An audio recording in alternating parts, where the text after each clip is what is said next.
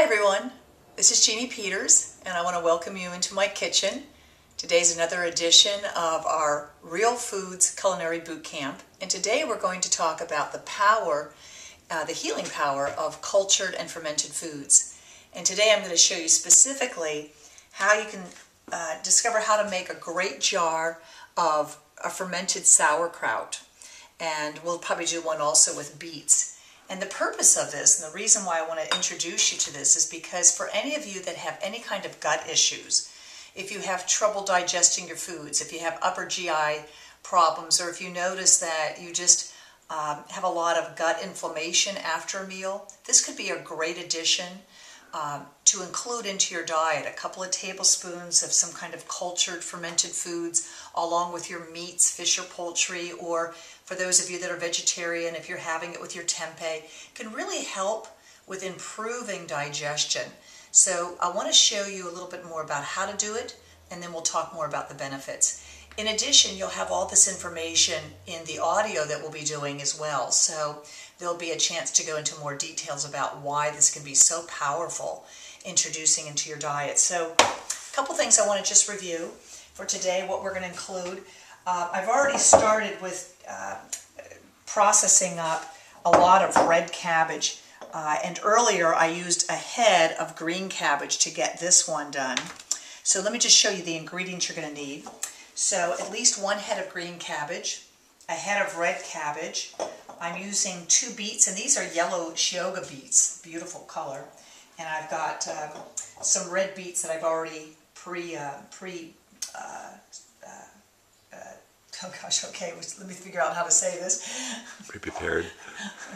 Grated. Shredded.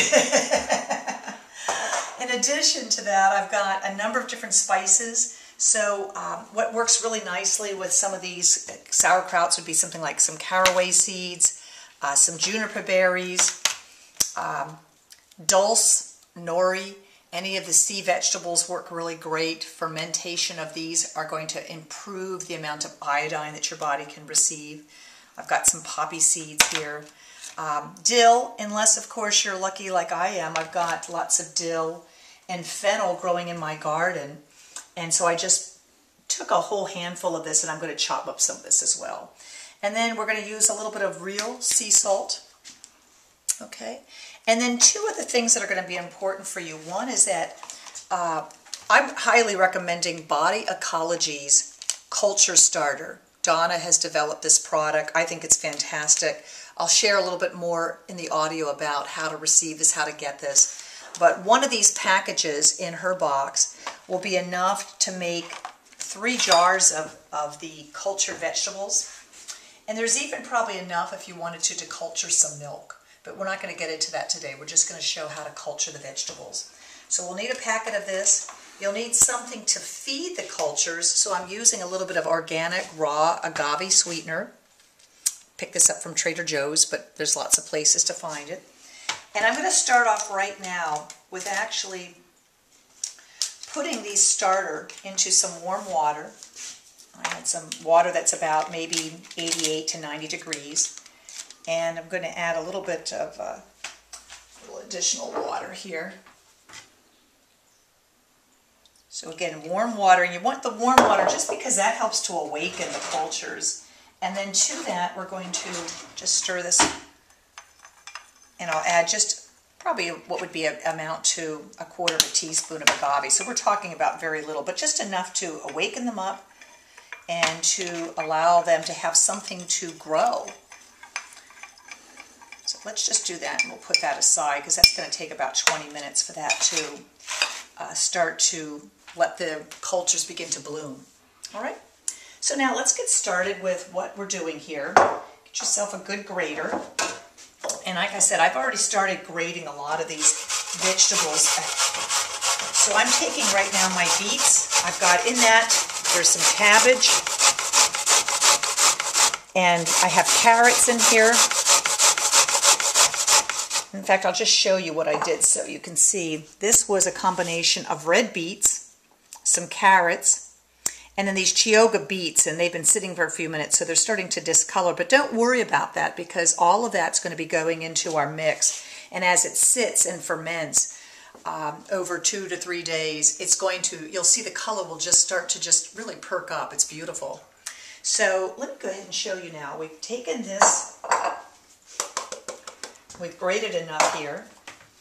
I also took some of the odd sizes, some of the odd pieces, and I put that into my blender. And to that I'm going to add a little bit of water. This is just cool water. And I'm going to take and just blend this up. Somehow I forgot the little piece on the top of my Vitamixer, so we're just going to...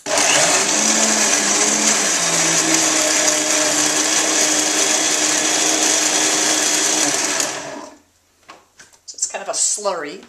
And to that slurry I'm going to add my cultured mix here. So that was sitting for about 2 minutes, but we're going to just let it sit a little bit longer. And then I'm going to just take a clean jar and I'm going to just take all of these vegetables that we just grated up and just put them right into the jar. Pack it down as tightly as you can.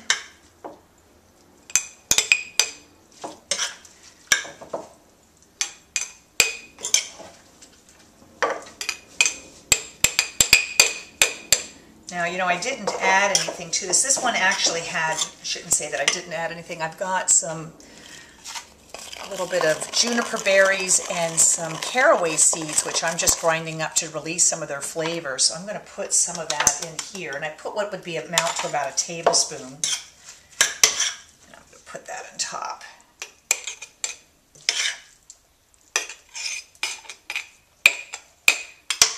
You can see all the colors and different textures and shapes. You don't really have to worry if you've got some odd pieces in there, because as it sits for the 3 or 4 days and ultimately maybe for a week or longer in your refrigerator, that'll all soften up. So I'm going to just pack this down, and then to that I'm going to put just a little bit of this slurry right on top here.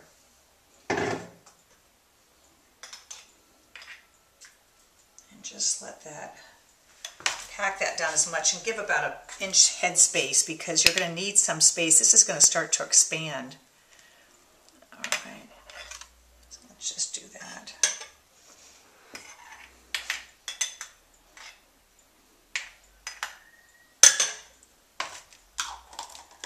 Clean it off a little bit.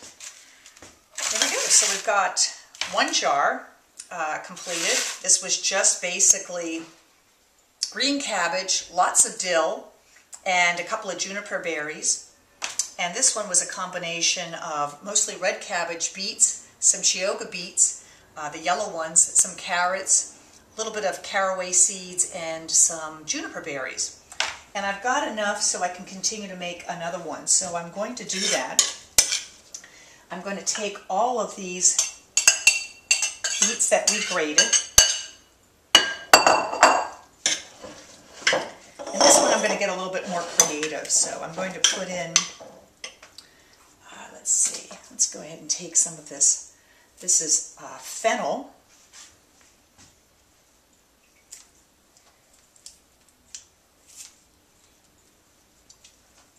And fennel is wonderful for digestion, so I'm not measuring anything here. I took probably what would be amount to about 2 tablespoons. I'm slicing up even just the tops as well as the stems. It's going to give a great flavor. Remember that the probiotics are here to basically help pre-digest that. To that I'm going to throw in some caraway seeds, and I like to put in about what's going to amount to about a tablespoon. I'm going to put in maybe a little shake of dulse in here. And dulse is very rich in iodine, so it's wonderful for any of you that have thyroid issues. Again, as the dulse sits, it's going to continue to improve because it's pre-digesting. I'm going to put in some poppy seeds, what would amount to maybe about a half a tablespoon of poppy seeds. And let's go ahead and just grind up these caraway seeds. Put that in. Now I'm going to take my slurry.